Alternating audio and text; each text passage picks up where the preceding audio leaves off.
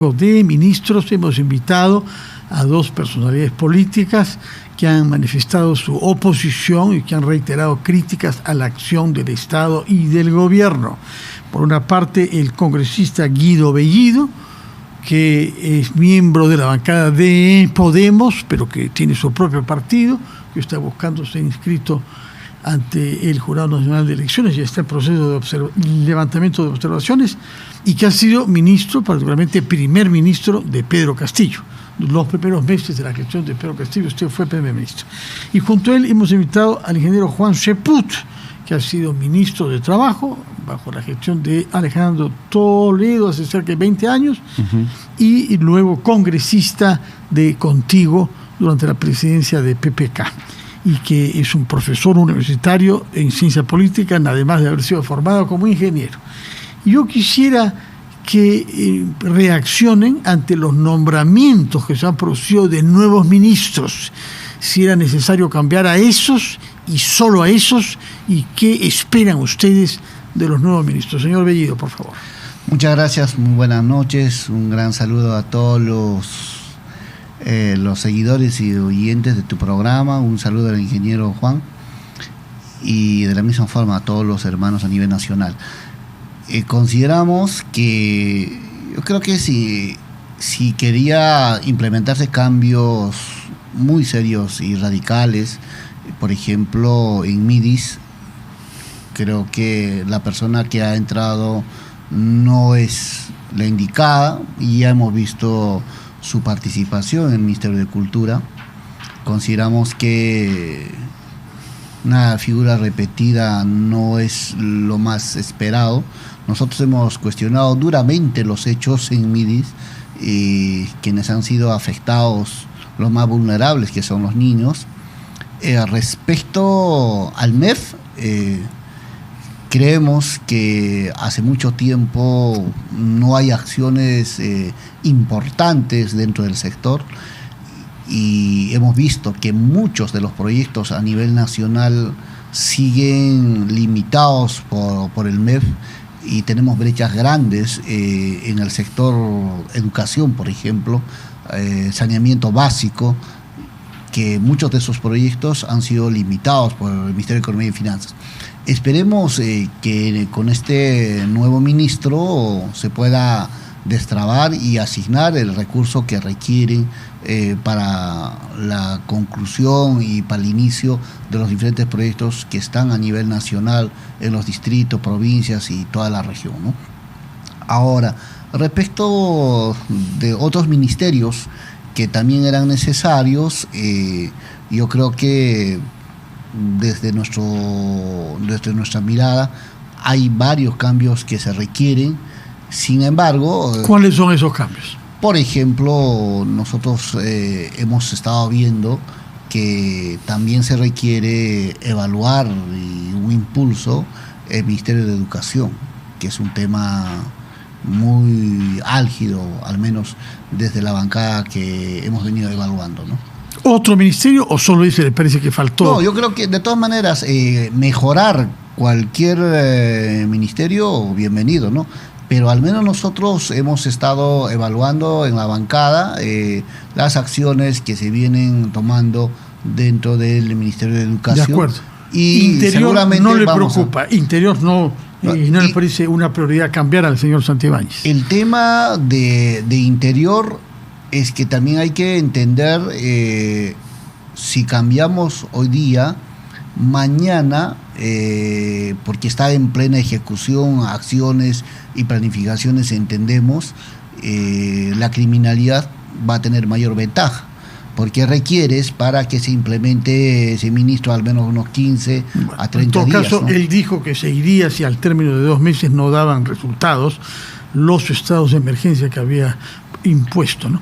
Pero es que los niveles de medida no hay cero resultados, ¿no? En la ejecución siempre hay avances que se tiene, pero hay que entender que la criminalidad, si el día de hoy se hace operativo en una zona A, se traslada a otro punto donde no se tiene cobertura. Tomamos nota que haya un buen argumento para que el señor Santibáñez siga siendo ministro del Interior. Señor Cheput, ¿cuál es su respuesta a los cambios ministeriales? ¿Se han hecho los que eran necesarios y han dejado de nacerse otros que hubieran debido hacerse? Muy buenas noches, Fernando. Buenas Un saludo noches. también a mi colega Guido Bellido, también es ingeniero. Quería señalar lo siguiente, ¿no? Yo considero que la presidenta ha perdido una brillante oportunidad para hacer un verdadero cambio en lo que se refiere a la personalidad del gobierno y lo que significa ella en relación a las exigencias de la ciudadanía. Colocar a una señora como Leslie Urteaga al frente del MIDIS es simplemente cubrirse las espaldas. Ella ha optado por una persona que salió cuestionada, pero que es de su absoluta confianza, para evitar de que se haga algún tipo de averiguación o se vaya en contra de la política hasta ahora efectuada en el MIDIS. Ese es su principal preocupación. Donde ella misma fue ministra. Donde ella misma fue ministra, ¿no? Y donde antes colocó a una persona bajo la de autoridad confianza. del que era primer ministro en la época, el señor Bellido. Usted es la que propuso a la señora Boluarte como ministra del MIDIS, ¿no? No fue mi propuesta, es decir, una propuesta colectiva, pero... Bueno, la Constitución dice que es el primer ministro que Claro, propone. propuesta. Adelante, señor Bueno, Cheput. y luego, lo que a mí me preocupa es en el ámbito de la economía. Yo creo que el doctor Salardi puede haber sido un excelente director, presidente de Proinversión, pero se podría cumplir algo así como el principio de Peter, ¿no? Es decir, el límite de su propia incapacidad. El gran problema del Perú en materia económica es el déficit fiscal en estos momentos. Estamos bordeando ya los 40.000 millones de soles con tendencia a crecer. El sector Hacienda hace años que está abandonado y es algo que yo no escucho ni siquiera en boca de los exministros de Economía. El señor Salardi puede tener una vocación económica, pero eso puede profundizar el déficit fiscal. Necesitamos ya alguien con características de manejo también en Hacienda. Y si a eso le agregamos que en este año puede haber un retroceso en lo que se refiere a la dinámica del gasto público, por una sencilla razón, Gustavo Adriancén, el premier, ha solicitado en horas de la mañana que el Congreso acelere el proyecto de fusión de los ministerios. Eso yo creo que sería una locura que se haga en este año, pues vas a tener a todos los ministros de la sección de infraestructura, en lugar de promoviendo el gasto público en cuestiones administrativas, no viendo cómo fusionamos, qué quitamos, qué unimos, etcétera, etcétera. Creo que en un año como este sería una locura. No sé, la verdad, si el señor Salardi podrá tener cabeza para todo eso. En todo caso, creo que desde allí no me convencen los cambios. Y por otro lado, yo sí estoy convencido, Fernando, que Juan José Santibáñez tiene que salir. O sea, la dinámica del sector seguridad es terrible en el Perú en esos momentos. Hace 20, 25 minutos cuando llegué acá, una persona en el grifo me decía, por favor hagan algo en el tema de la delincuencia. El asunto se ha desbordado. El Perú ha pasado de tener el puesto 40 a nivel mundial en criminalidad a estar dentro de los 10 primeros. Y en América Latina, hace tan solo 3 años estaba en el puesto 17, ahora es sexto, con tendencia también a crecer.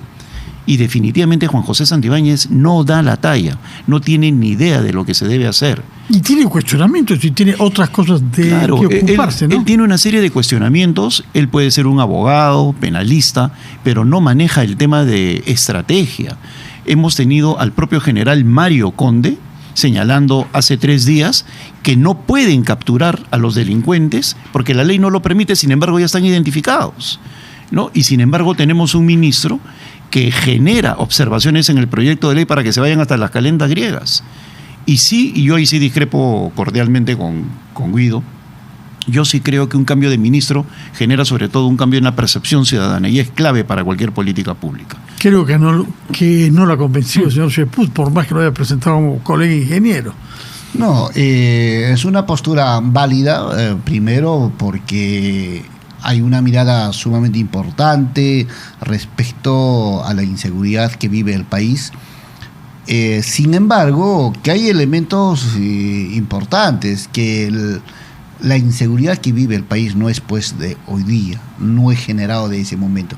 Es todo un proceso que se viene... Pero se ha acelerado considerablemente durante los últimos 12 meses, ¿no? No, se ha evidenciado con mayor intensidad, pero ahí tiene que haber una respuesta. Y en realidad no solo este ministro, sino que los anteriores tampoco no tienen un plan verdadero para combatir la criminalidad en el país. Y esta criminalidad ya ha ingresado a la estructura misma de la policía.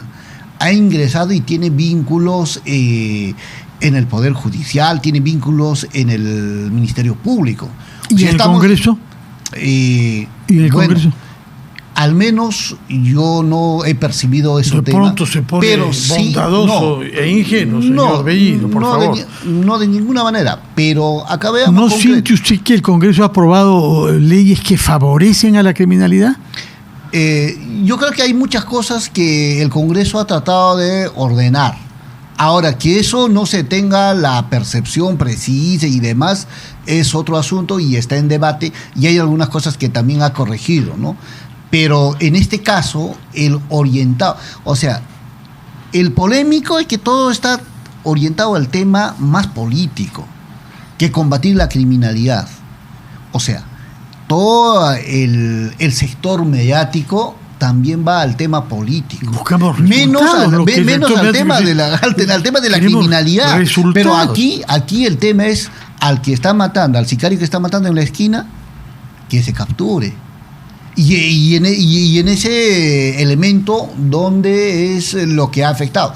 El tema polémico es cuando todas las acciones que se han hecho se han trasladado al espacio político y no a la criminalidad, al sicariato verdadero que se viene desarrollando. Ahora, para comprender qué cosa quiere decir usted con lo político, ¿qué le parece que no se haya podido capturar a Vladimir Cerrón, prófugo de la justicia hace más de un año?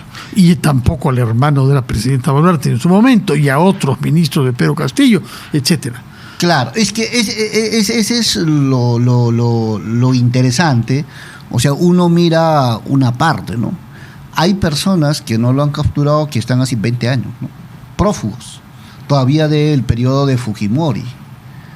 Entonces, es complicado si mañana una persona pasa a la clandestinidad, poder ubicar. El tema es si a sabiendas que lo tengan ubicado no puedan capturar, eso es otra cosa.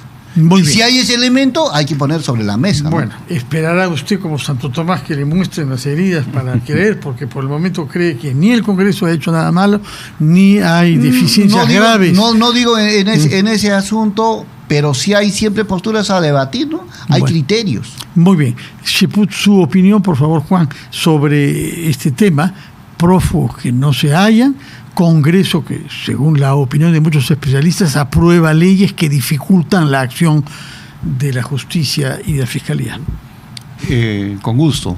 En primer lugar, en política los errores se acumulan, no se perdonan. Y el señor Juan José Santibáñez está cometiendo error tras error que involucran a ciudadanos, a los cuales detienen en falsos operativos y después de graves angustias o de denuncias periodísticas son sueltos parcialmente y ni siquiera reconoce el error. Eso es gravísimo y demuestra que hay una falla en el comando. Sobre ese punto estará de acuerdo, en eso no defiende a Santibáñez, que presenta a un sereno de la Municipalidad de Lima como un criminal. Sobre esas cosas me imagino que sí estará de acuerdo. Por supuesto, eso es una irresponsabilidad grande, ¿no? Porque si supone las acciones se hacen previa investigación y determinando... Sobre ese punto veo que su bonomía no lo ciega como quizás sobre otros. Adelante. Y lo más lamentable es que son operaciones que en algunos casos tienen participación de la propia inteligencia de la policía, ¿no? Entonces estamos viendo de que hay un colapso ahí en el comando. Por otro lado, no se trata solamente del sereno y del empresario, estimado Fernando, estamos hablando de varios casos y, como bien señalaron, aquellas personas que ya fueron liberadas por un juez sin reconocimiento de parte del ministro del Interior, podrían haber otras personas que no tienen la suerte de acceder a medios de comunicación para que puedan evidenciar su caso. Entonces, eso no es una cuestión aislada, es una cuestión recurrente durante la gestión del señor Santibáñez. Por otro lado, hemos tenido nosotros casos en los cuales, por ejemplo, el general Aliaga. El general Aliaga, estando a cargo de las actividades operativas de la policía, denunció públicamente que había protección sobre Vladimir Cerrón, porque cada vez que se acercaba a la policía, el señor ya se había ido, ¿no? Entonces, ¿qué pasa? Nos vamos dando cuenta, conforme pasan los meses, que los propios asesores de la Presidenta de la República participaban en la gestión de estrategias de la policía por pedido de la Presidenta. Entonces obviamente ellos estaban al tanto de lo que iba a hacer la Policía Nacional, y acá nadie se cae de espaldas, ¿no? Entonces hay allí... Tampoco usted se cae de espaldas. sobre este tema específico, Cerrón, y la complicidad de la que habría beneficiado? Yo considero que Dina Boluarte no creo que tenga un acercamiento con Cerrón, porque conozco de los conflictos internos que hubo antes, que han tenido. Pero la vida y tiene. Bueno, da vueltas, ¿eh? No, para subjetividades hay de todo, ¿no? Bueno, hablemos sobre otro tema. No, pero quisiera terminar. Sí, por favor, perdón. Adelante, disculpa, Juan Celputo.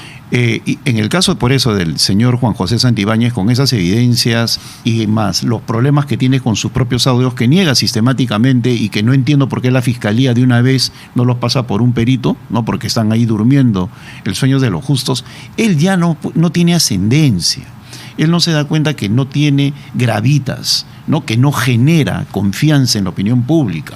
Si él amara un poquitito al Perú, debería decirle: Premier, señor Gustavo Adrianzen, me quiero ir para darle paso a otra persona. No insistir en quedarse sabiendo que es un fracaso completo. El comando de la policía, y yo tengo muy buenos amigos en el retiro y en activo, me dicen que definitivamente es un desorden, no hay estrategia. Si la respuesta es colocar más personas en la calle, el señor Adrianzen no se da cuenta, el señor Santibáñez no se dan cuenta que la extorsión viene vía correo electrónico, vía WhatsApp, ¿no? Por ahí viene la extorsión, luego tienes que yapear, y si no yapeas de frente te van a matar.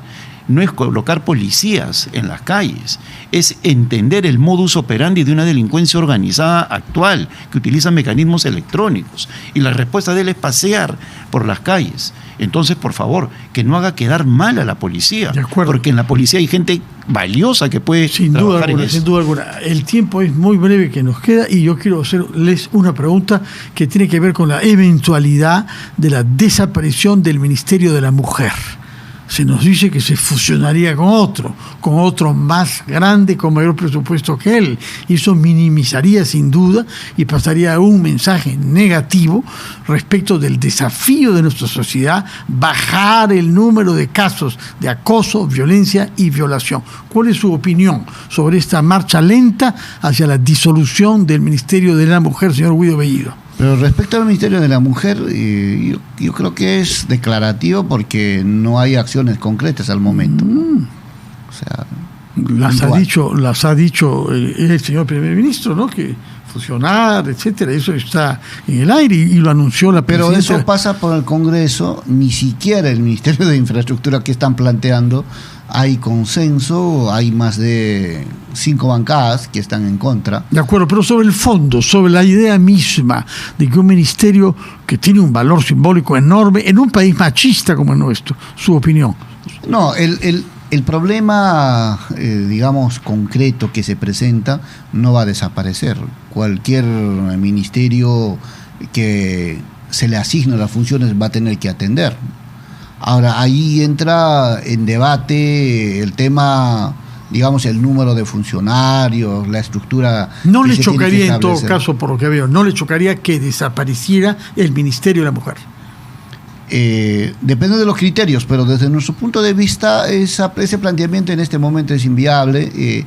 Ya se está entrando en un proceso electoral y considero que no hay votos suficientes concretamente para esas ideas. Ni siquiera de infraestructura sobre ni este la tema Ministerio de la Mujer, tanto más que usted recuerda cuando se creó el ministerio. Por supuesto, mira, legislar en función de modas ajenas o para querer parecerse a Trump o a Milei o a cualquiera es algo ridículo, ¿no? Empezando por eso. Se legisla en función de la realidad del país y cuáles son las funciones de Estado que tienen que prevalecer. El Perú tiene un grave problema, como tú has señalado, de marginación de la mujer durante todo el siglo XX. Fue uno de los últimos países en los cuales se le otorgó el voto a la mujer y ha habido un proceso de reconsideración de la misma en los últimos años. Ahora cada vez la vemos con mayor protagonismo. Pero por otro lado también es un ministerio de poblaciones vulnerables y yo sé del valor que tiene ese ministerio cuando se trata de identificar a gente a la cual nadie escucha, nadie ve. Desaparecer eso por un prurito administrativo es no entender la realidad del Perú. Es simplemente querer dar una apariencia de fusión. En política tampoco la fusión o la integración de dos ministerios genera mayor eficacia. Es una cuestión que se tiene que entender. Yo creo de que se están haciendo las cosas por modas o por querer vender la idea de un ahorro mal entendido. No estoy de acuerdo con eso. Palabras finales, Guido Bellido. No, yo agradezco la invitación y reitero estas iniciativas que el Premier quiere plantear, conociendo el terreno, no va a tener mayor asidero, ¿no? El Congreso no creo que apruebe, no hay consenso para esa moción. Mucho más aún, el tema, por ejemplo, del Ministerio de la Mujer, que hay sectores sumamente identificados en el propio Congreso, es complicado que pueda tener asidero. Ojalá. Así Ojalá que agradecido por la invitación. Tiene 30 segundos más para despedirse en quechua, por favor, y practicar un poco la bella lengua de su región. Bueno, Guayquicuna, Panaicuna, Kunantuta, Zapangaquista, Napaicamuiquis, Rimarimonches, Guaycanches, Carvalho, Paiwan, que hay Ministerio de la Mujer, Chaitas, Chincarachita, Monanco, pero manan Chincancacho, porque señora Dina manan Atin Mancho, Chaitaruaspa. Comprendí que manan abolición del Ministerio de la Mujer. Muchas gracias y Causacho un Cusco unido bellido. Juan Esput, muchas gracias por su presencia y por sus explicaciones. Ha sido la primera versión de Las Cosas Como Son.